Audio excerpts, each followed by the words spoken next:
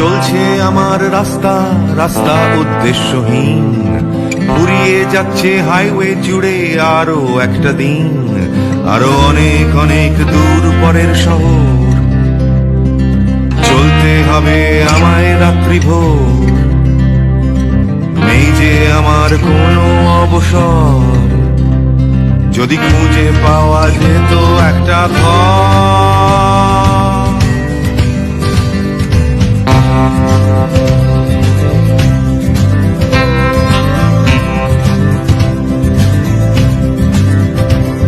আমি বেরিয়ে পড়েছিলাম ফেলে হাজার পিছু টান, ছিল না গন্তব্য শুধু ছিল অনেক গান।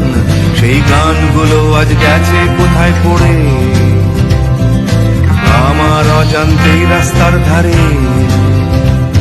যদি খুঁজে পাওয়া যেত হঠাৎ করে, যদি খুঁজে পাওয়া যেত ঠিকানা, কেউ কোথাও আছে আমার জন্য অপেক্ষায়। তো দর্শক, আজকে আমরা আপনাদেরকে মসজিদে নববী থেকে এমন একটি দর্শনীয় স্থান দেখাতে নিয়ে যাব যা আপনারা আগে কখনো দেখেননি। তা হচ্ছে মসজিদে নববী থেকে পূর্ব দক্ষিণ দিকে 350 কিলোমিটার দূরত্ব এবং মসজিদে কুবা থেকে উত্তর পূর্ব দিকে 1 কিলোমিটার দূরত্বের ভিতরে গার্স বা গার্স কূপ নামে পরিচিত। আর এই কূপটি ঐতিহাসিক এই কারণে যে রাসূল সাল্লাল্লাহু আলাইহি সাল্লাম মৃত্যুর পূর্বে ওসিয়ত করে গিয়েছিলেন এই কূপের পানি দ্বারা তাকে যেন গোসল করানো হয়, শেষ গোসল বিদায়ের। তো এই পানিটা রাসূল সাল্লাল্লাহু আলাইহি সাল্লাম তার জীবন দশায় বহুবার ব্যবহার করেছেন, অজু করেছেন, পানি খেয়েছেন।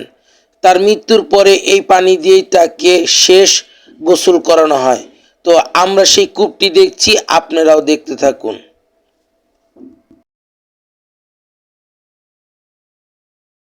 তো দর্শক, এখন দেখতে পাচ্ছেন বর্তমান কূপের অবস্থা ও তার চারপাশের পরিবেশ।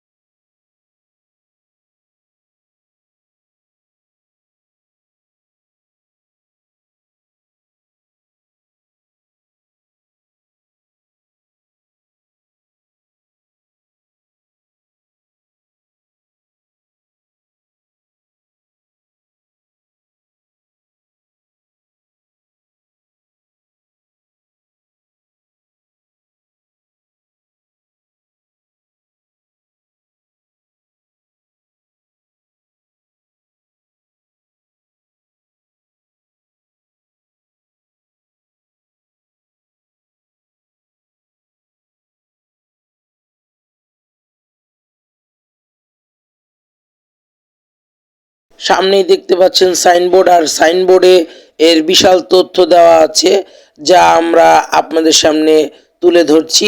দেখতে থাকুন সাইনবোর্ডের এই লেখাগুলি। এখান থেকে ইতিহাসের দলিল পাওয়া যায়।